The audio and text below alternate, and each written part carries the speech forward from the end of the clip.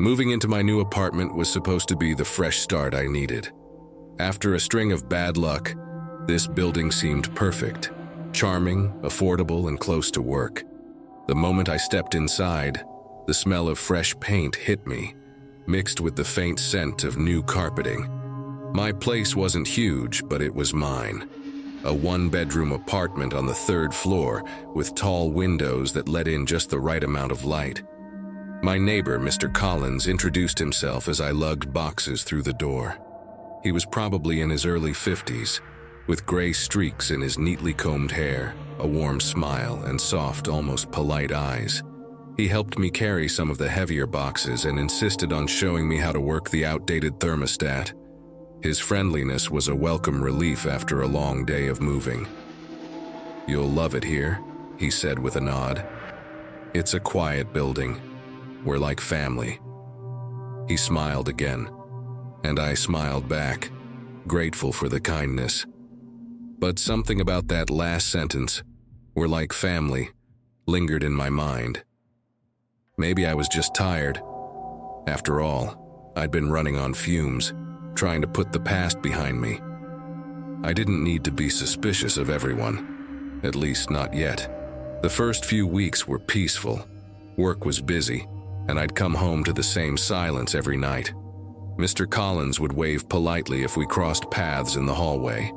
He even brought me cookies one evening, homemade, he said with pride. I thanked him, though something in me didn't feel entirely comfortable. It wasn't that I disliked him, it was just I didn't know him. The odd things started slowly. The first time I noticed, it was nearly midnight.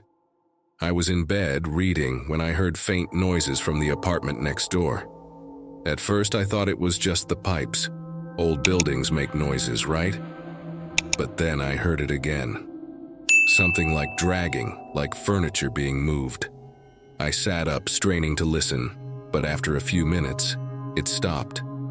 Maybe he was rearranging things? I brushed it off. I wasn't going to let my imagination run wild. The noises came back the next night. This time it was sharper, a thud followed by a muffled sound I couldn't quite place. I considered knocking on his door to check if everything was all right, but something held me back. Instead, I told myself it was none of my business and buried my head under the pillow. A week later, I started to notice the smell. It was faint at first, like something had gone bad in the trash chute, but it didn't come from the hallway.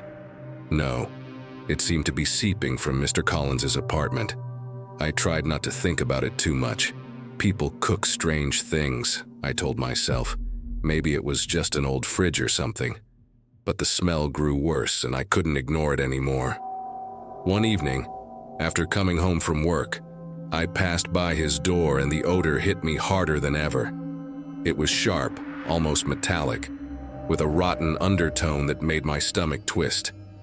I found myself pausing in front of his door, my hand hovering over the wood, debating whether to knock. What if something was wrong? What if he needed help? But before I could make up my mind, the door creaked open a crack. Mr. Collins peered out, his face as calm as ever. "Is everything all right?" I asked, trying to keep my voice steady. He blinked, seemingly confused. "Of course. Why do you ask?" I hesitated, glancing down the hall as if I could escape the conversation. I noticed a smell. I thought maybe something was..." His smile returned, wider this time. "Oh, I'm sorry about that. I was cleaning out the fridge earlier. Old leftovers, you know how it is." I nodded, though the explanation didn't sit right. There was something else, something I couldn't put my finger on. But what could I say? I thanked him and went back to my apartment, locking the door behind me. That night the noises were louder than ever. My curiosity got the better of me. I started asking questions, casually at first. The building had been around for decades, and as Mr. Collins had said, most of the tenants were long-term. But I noticed something strange. No one seemed to know much about the people who had lived in my apartment before me. Whenever I asked about previous tenants, I got vague answers like, "Oh, they moved out," or "I think they transferred for work." But moved out to where? Transferred to what job? There were no specifics, just this fog of uncertainty around anyone who had lived here before me. I started searching online for any news about the building. Nothing. No police reports, no accidents, nothing strange. But still, that uneasy feeling wouldn't go away. I couldn't shake the thought that something was wrong with this place. Or maybe with Mr. Collins. One afternoon, I came home to find a small envelope slipped under my door. Inside was a note, written in neat cursive. If you ever need anything, don't hesitate to ask. Collins. I stared at the paper, my mind racing. Something about this felt off. Why leave a note? Why now? Then I noticed something else in the envelope. A key. My breath caught in my throat. It was small and old-fashioned, the kind you'd expect to open a desk drawer or maybe a cabinet. But why would he give me this? And more importantly, what did it open? I didn't know what to do. Part of me wanted to throw it away, forget it ever existed. But another part, the part that was growing more suspicious with every passing day, told me to keep it. I waited for a night when Mr. Collins wasn't home. I didn't have proof, but I had a gut feeling that the key was important, that it unlocked something he didn't want me to find. I told myself I was crazy, that I was imagining things, but still, I waited. When I heard him leave that evening, I slipped out of my apartment and approached his door. My heart was pounding in my chest as I tried the key. It didn't fit the main door, but it slipped easily into the lock of a small, inconspicuous closet just down the hall. Inside, it was dark and musty, filled with old boxes and forgotten furniture. But at the back, I found something that made my blood run cold. A stack of old mail, letters addressed to people who had supposedly moved out. There were photos too, pictures of people I had never seen, people who had once lived here.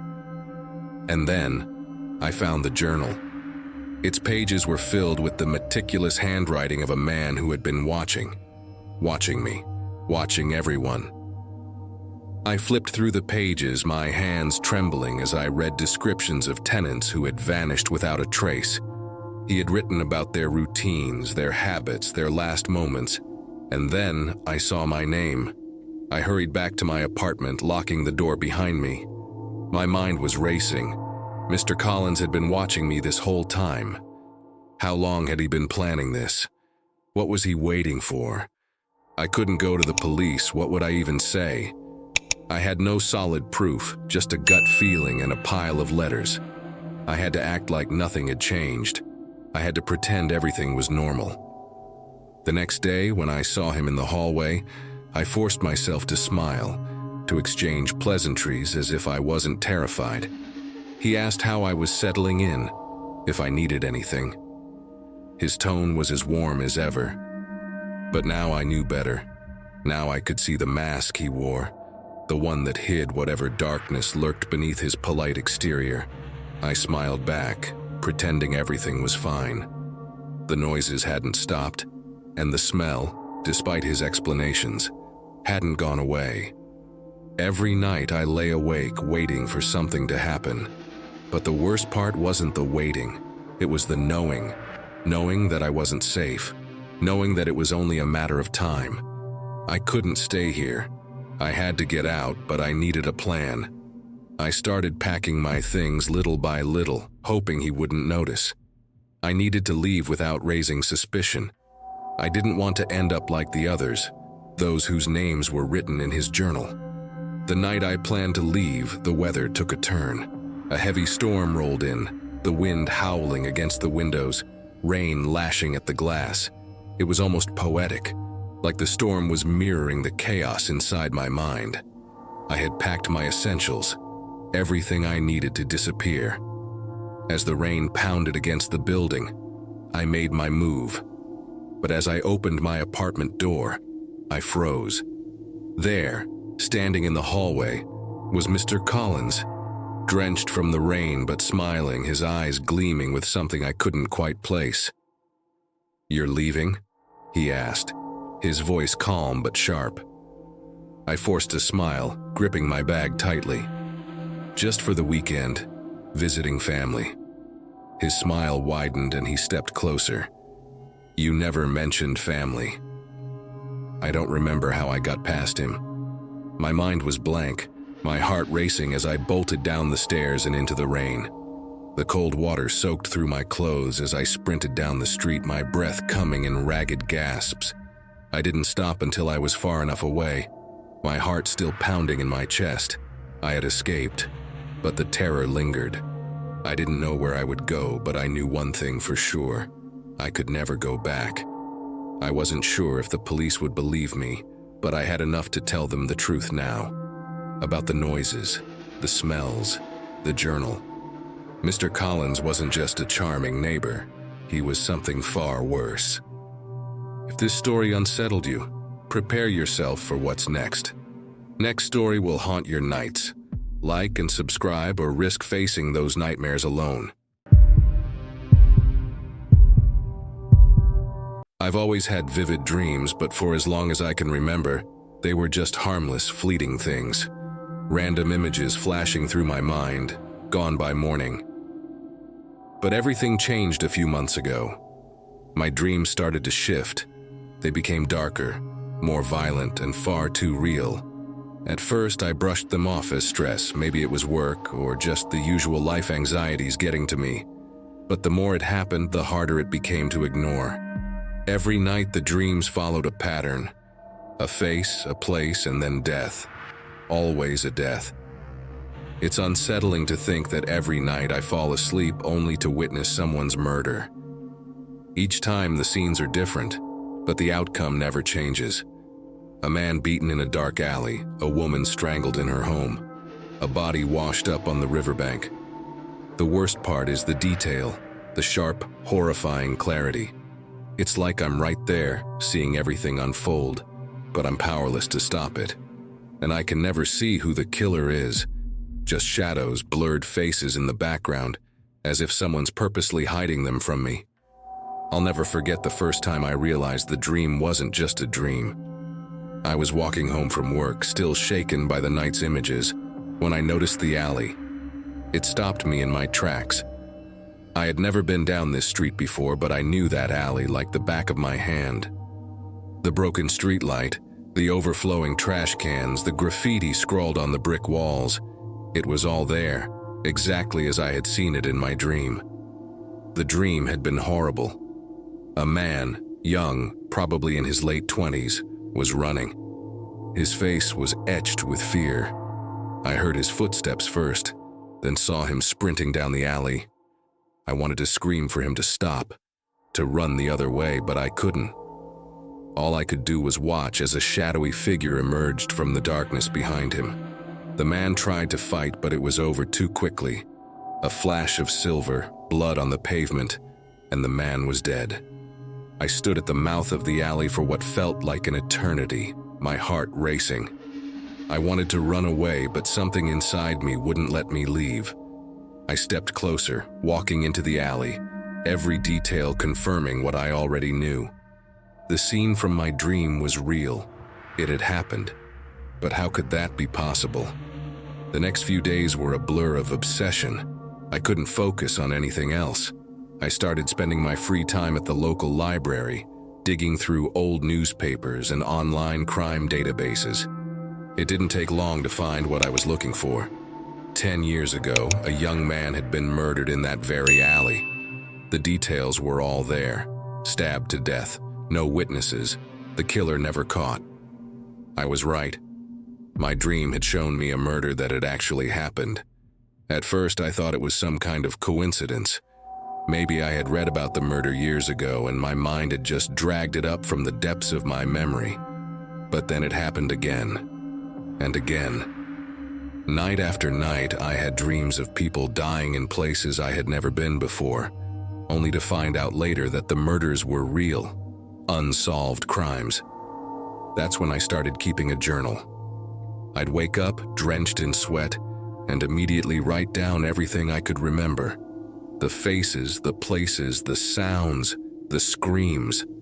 I filled pages and pages with every detail, hoping that maybe if I understood the dreams better, I could stop them. But they only got worse. The dreams didn't just stay at night. They started creeping into my waking life. I'd see flashes of them during the day, quick, disjointed images. I'd be sitting at my desk at work, staring at my computer screen, when suddenly I'd see blood spatter on the floor. Or I'd be out grocery shopping and catch a glimpse of someone's face, only to realize they were one of the victims from my dreams. It was driving me mad. The thing that terrified me the most, though, wasn't the dreams themselves. It was the fact that I knew things I shouldn't. Every time I had a dream, I would learn something about the murder that wasn't in the news reports. I knew how many times the victim had been stabbed or what they were wearing when they died. I even started to feel their pain, the tightness in my chest when they were strangled, the cold, sharp pain of a knife as it cut through skin. And then, the dream started to change. It wasn't just the victims I saw anymore. It was me. I was there, in the middle of the scene, and the shadowy figure was no longer in the distance. They were close. So close I could feel their breath on my neck. Every time I dreamt, they would get a little closer, their hand reaching out toward me, until one night they touched me. I woke up screaming, my heart pounding in my chest, but the terror didn't end when I opened my eyes. I felt like someone was in the room with me, watching me. For the first time, I felt genuinely afraid for my life. That's when I noticed the car. A black sedan parked across the street from my apartment. It had been there for days, but I hadn't paid much attention to it before. Now I couldn't stop looking at it. Every time I left my apartment, it was there.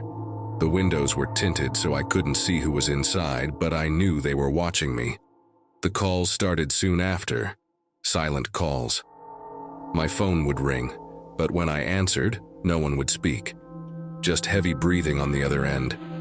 I tried to convince myself it was a prank, but deep down, I knew it wasn't. Someone was watching me, waiting for something. But what? I became paranoid. I started locking my doors and windows, triple-checking them before I went to bed. I couldn't sleep, couldn't eat, couldn't think about anything other than the car, the phone calls, the dreams. I started seeing shadows everywhere I went. At the grocery store, on the subway, even in my own home. I went to the police, but they didn't believe me. I brought my journal with me, showing them all the details of the dreams, the murders that had really happened. But they just looked at me like I was crazy. "You need to take a break," the officer told me. "Get some rest." Rest? How could I rest when I knew I was next? I wasn't just dreaming about murders. I was part of them. The killer was watching me, and I was running out of time. I was being hunted. One night the dream was different. This time it wasn't a stranger who died. It was me. I was standing in my apartment looking out the window at the black sedan across the street when I heard footsteps behind me. My heart stopped. I turned slowly, my body frozen in fear. The shadow was there, standing in my living room, watching me. I tried to scream, but no sound came out. I tried to run, but my legs wouldn't move. The shadow moved closer, a hand reaching out for me, and I knew that this was the end. I was going to die. Just as the hand touched my shoulder, I woke up, but the terror didn't end. I could still feel the hand on my shoulder, the cold grip of the shadow. I looked around my bedroom, my heart racing, but I was alone. Or was I? That was the night I realized the truth. The killer wasn't just watching me. They were controlling me. The dreams weren't just dreams. They were memories. My memories. The more I investigated, the more I uncovered. The victims weren't strangers. They were people I had known, people I had once crossed paths with, though I hadn't realized it at the time. The shadowy figure in my dreams wasn't just some faceless killer. It was me. I was the one committing the murders, but I had buried the memories so deep that I only saw them in my dreams. The realization hit me like a freight train. I was the killer. But why? What had driven me to do this? And more importantly, how could I stop it? I couldn't just sit back and let this happen. I had to confront the darkness within me. I started revisiting the places from my dreams, each location a haunting reminder of what I had done. I wandered the alley where the first murder had happened, retracing my steps, hoping to jog my memory. Every step felt like a betrayal. I was walking the line between my past and present, facing a horror I couldn't fully grasp. As I reached the alley, the familiar weight of dread settled over me. I closed my eyes, willing the memories to flood back, hoping to understand why I had become this monster. And then, it hit me. It was the friends I had lost, the pain I had buried so deep that it morphed into something unrecognizable. I had buried my emotions instead of dealing with them, and in doing so, I had unleashed a darkness that consumed my very being. I knew I had to stop this. I couldn't let the darkness win. With my journal as a guide, I wrote down every detail of my dreams, every memory that surfaced, and each face I had forgotten. I confronted my past head-on, acknowledging the pain and the loss, refusing to let it control me any longer. But as I pieced together my memories, the shadowy figure started to fade. Each confession, each acceptance, dimmed the darkness until I finally felt free. I had faced my demons, and though it wasn't easy, I understood that they were a part of me but didn't have to define me. As I closed the journal, I felt a weight lift off my shoulders. The dreams that once haunted me began to fade, replaced by clarity and understanding. I could finally sleep peacefully, knowing I was no longer running from myself. But as I lay in bed that night, a cold breeze swept through my room. The shadows flickered on the walls, and for just a moment I thought I saw the figure watching me again. But this time, instead of fear, I felt a strange sense of calm. I was no longer afraid of the past. I was ready to confront whatever came next. If the shadows of this story haunted you, brace yourself for what's next. Next story will take you deeper into terror, so dark it might just invade your nightmares. Don't risk it. Subscribe and like this video to keep the nightmares at bay, or face the consequences. I never thought my day would end like this. It was supposed to be routine. Check out a half-built house and then take a short drive to clear my head. I've done it 1,000 times before, but something about today felt off. Maybe it was the weather. Thick clouds hanging low like they were trapping me in the valley. The rain had started as a drizzle but now pounded against the windshield in heavy sheets, reducing my visibility to almost nothing. I was alone, driving along the winding road that led up the mountain. The trees formed a dark tunnel around me, their leaves drenched and heavy, creating the illusion that the world was closing in. The GPS said I was still 10 minutes from the overlook, my favorite spot to stop and relax after a stressful day. But today, relaxation felt far away. As I rounded a bend, my car jolted. A sickening thud echoed through the cabin. I knew I had hit something. My heart raced and my hands gripped the steering wheel tighter. I slowed down, craning my neck to look out the rearview mirror, but the rain and fog obscured any clear view. Still, I could make out a dark shape on the road. It was a bird, a large blackbird, its body now twisted and still. A cold shiver ran down my spine. I'm not superstitious, but there's something about hitting a blackbird that doesn't sit right. I didn't want to stop, not in this weather, not out here, but guilt gnawed at me. Eventually, I convinced myself to drive on. After all, it was just a bird. I couldn't let it get to me. I pushed the thought from my mind as the overlook came into view, nestled at the top of the mountain. Normally, the view would take my breath away, rolling hills, endless green.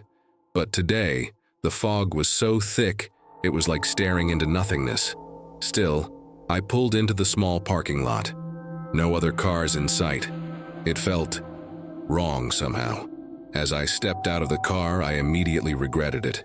The air was heavy, cold, and the rain had soaked through my jacket within seconds. I stood there, trying to shake the growing sense of unease when I noticed something in the corner of my eye. A red truck sitting at the far edge of the lot, almost hidden by the fog. It hadn't been there when I pulled in. I was sure of it. I tried to ignore it. Maybe someone else had the same idea. Just here to enjoy the view. But then, why were they just sitting there? I glanced over again, and the driver's side door opened slowly. My pulse quickened. A man stepped out. He was tall, rugged, with a worn-out baseball cap pulled low over his face. He didn't make a move toward me, just stood there, watching. I felt a jolt of fear. I had no reason to be scared, I told myself. But something about him felt wrong. I quickly got back into my car, locking the doors out of instinct. As I started the engine, I saw the man walk back to his truck and get in. My headlights cut through the fog just enough to see him watching me through his rearview mirror. I pulled out of the lot, my heart racing now. The red truck followed. I kept telling myself it was nothing. He's just leaving too. It's a coincidence. But as I drove down the mountain, the truck stayed close behind. Too close. Every turn I took, he took.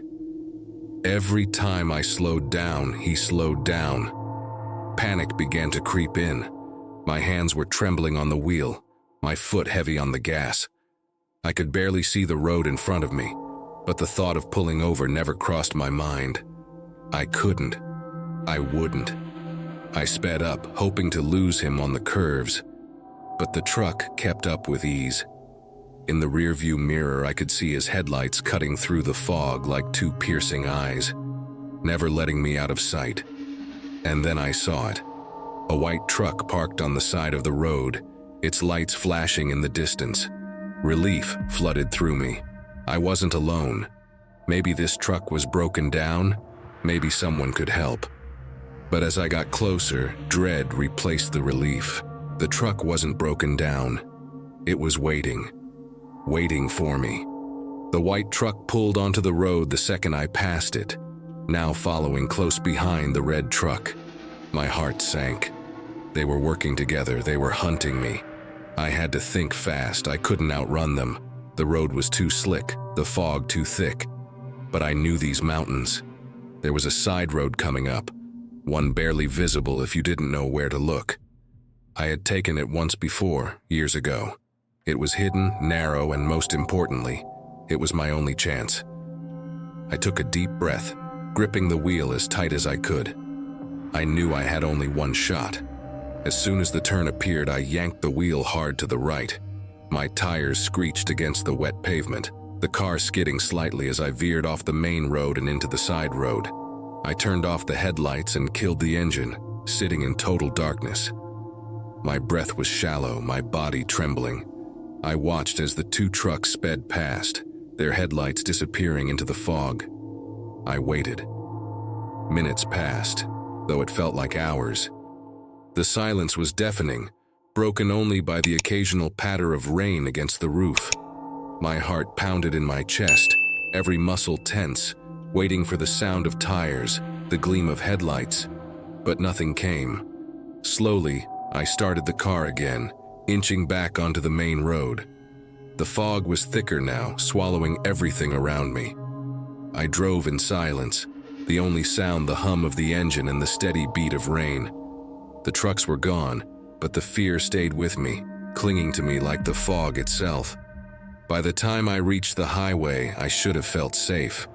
I was far from the mountains, far from the trucks, but the unease wouldn't leave. Every set of headlights behind me made my pulse quicken. Every shadow in the fog felt like someone watching. I made it home that night, but I didn't sleep. Not really. My dreams were filled with red and white trucks, chasing me through the mountains.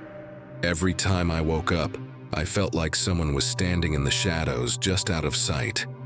Days passed and the terror should have faded. But it didn't. Every time I went outside, I looked over my shoulder.